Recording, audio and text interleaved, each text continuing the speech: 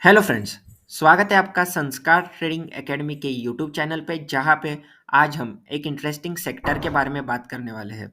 इसी के साथ हम कुछ ऐसे ट्रेड डिस्कस करेंगे जो ट्रेड आपको अच्छा खासा पैसा तो कमा के दे सकते हैं, लेकिन इसकी मदद से आपको एक रियल टेक्निकल एनालिसिस क्या होता है इसके भी बारे में जानकारी मिलेगी, और इसी के साथ आपको बहुत सारी चीज़ें सीखने को भी मिलेगी। तो चलिए हम इस वीडियो की शुरुआत करते हैं। दोस्तों, डायरेक्टली स्टॉक्स पे जाने से पहले मैं आपको एक चीज़ सिखाना चाहता हूँ।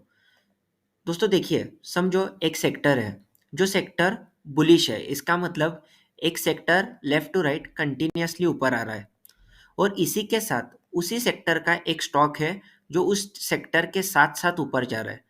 इस पर्टिकुलर स्टॉक को कहा जाता है कि भाई हाँ, ये स्टॉक ट्रेंड के साथ चल रहा है। मतलब basically this is leading stock, कि जो सेक्टर के साथ साथ इस पर्टिकुलर रैली को लीड कर रहा है। तो ऐसे स्टॉक्स को हम कहते हैं लीडिंग स्टॉक। ठीक है।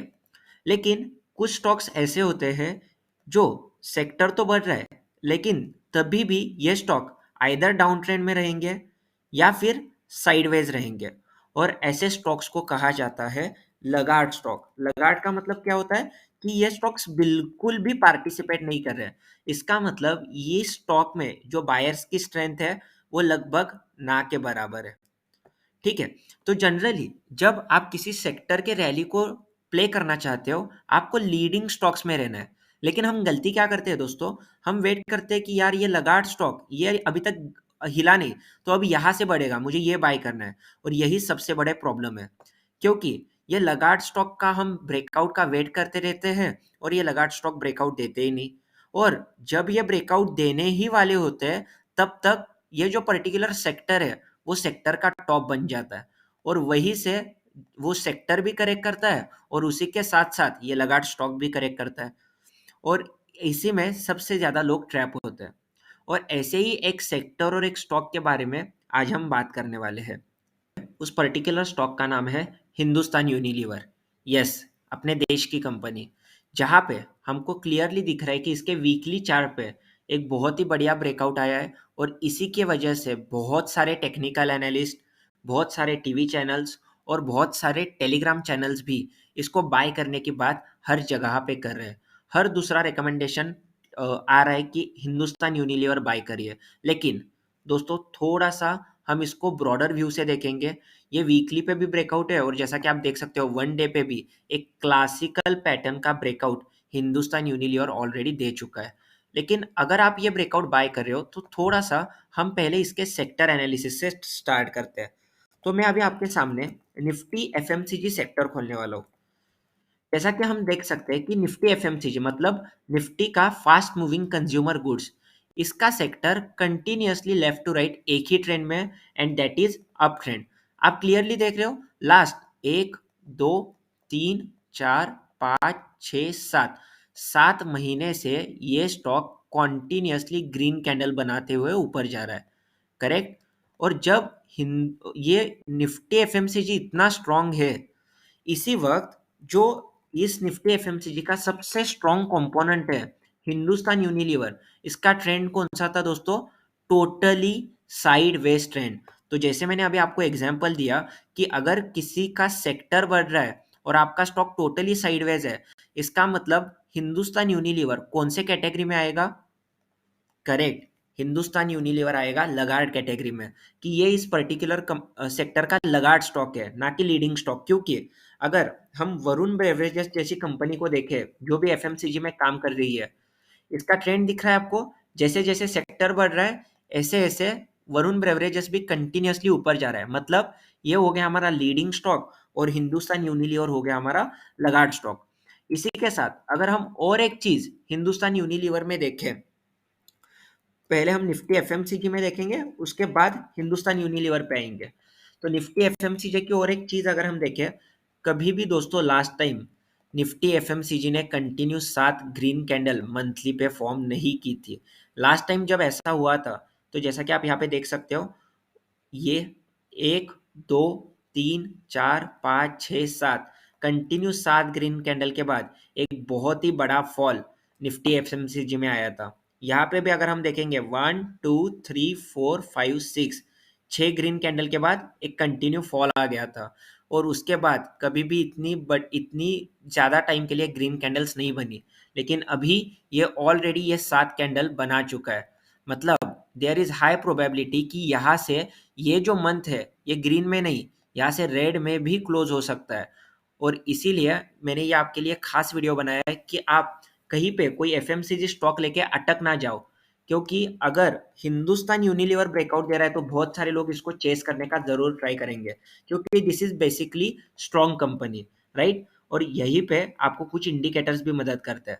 दोस्तों no doubt this is a classical breakout, लेकिन अगर आप आरएसआई का इंडिकेटर देखोगे जो पर्टिकुलर मोमेंटम बताता है कि इस ब्रेकआउट में मोमेंटम या ताकत है कि नहीं, clearly price is making higher है, राइट। बट आरएसआई ने नया हाई नहीं बनाया। RSI continuously left to right कहाँ पे आ रहा है, नीचे। तो इसको हम कहते हैं बियरिश डाइवर्जेंस, इसको हम कहते हैं बियरिश डाइवर्जेंस। तो जैसे मैंने अभी थोड़ी देर पहले थ्योरी में आपको बताया था कि ये जो लगार्ड स्टॉक है ये लास्ट मोमेंट पे ब्रेकआउट देते हैं और रिटेल पब्लिक इसी ब्रेकआउट को बाय करके अटक जाते हैं।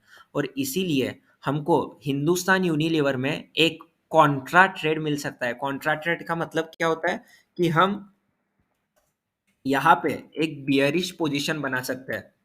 और ना सिर्फ हिंदुस्तान यूनिलीवर में, ऐसी एफएमसीजी कंपनीज में जो अभी तक लगाड़ थी और अभी जाके ब्रेकआउट दे रही है। ठीक है, तो अब अगर मुझे हिंदुस्तान यूनिलीवर ही ट्रेड करना है तो मैं कैसे ट्रेड करूंगा, हम अभी इस पे आते हैं। दोस्तों जैसा कि आप देख सकते हो यहाँ पे एक हैमर काइंड ऑफ पैटर्न बना है, हमको इसका लो मार्क करना है। एंड द मोमेंट मार्केट इसके लो के नीचे आना शुरू कर देगा, हमारे पास एक अच्छा खासा स्टॉप लॉस होगा कि जो कैंडल इसके नीचे क्लोज होगी उसका है हम स्टॉप लॉस डाल सकते हैं और हम प्लान कर सकते हैं कि यहाँ से हिंदुस्तान यूनिलीवर नीचे आ सकता है। इसी के साथ अगर आपको इसका रेजिस्टेंस पकड़ना है तो आप हिंदुस्तान यूनिलीवर के ऑप्शन चेन का भी वो ले सकते हो, मदद ले सकते हो। कि जैसे मैं अब यहाँ पे आपको हिंदुस्तान यूनिलीवर का ऑप्शन चेन दिखा रहा हूँ कि हिंदुस्तान यूनिलीवर के स्टॉक में, कि अगर हम हिंदुस्तान यूनिलीवर का ऑप्शन चेन अगर देखेंगे,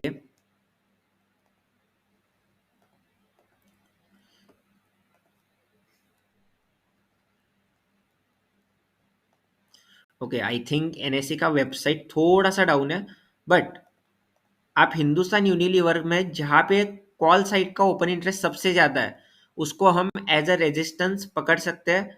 ठीक है, और उसी रेजिस्टेंस के यहाँ पे हम इसको सेल करने का ट्राई कर सकते हैं। अगर हम इसका इंट्राडे चार्ट देखें यानी छोटे टाइम फ्रेम का, so it is clearly bullish. और इस यही वजह है कि हर टीवी चैनल पे और हर टेलीग्राम चैनल पे हिंदुस्तान यूनिलीवर का कॉल ऑप्शन रिकमेंड किया जा रहा है। आपको ये पर्टिकुलर एनालिसिस कैसे लगा मुझे ज़रूर बताइए।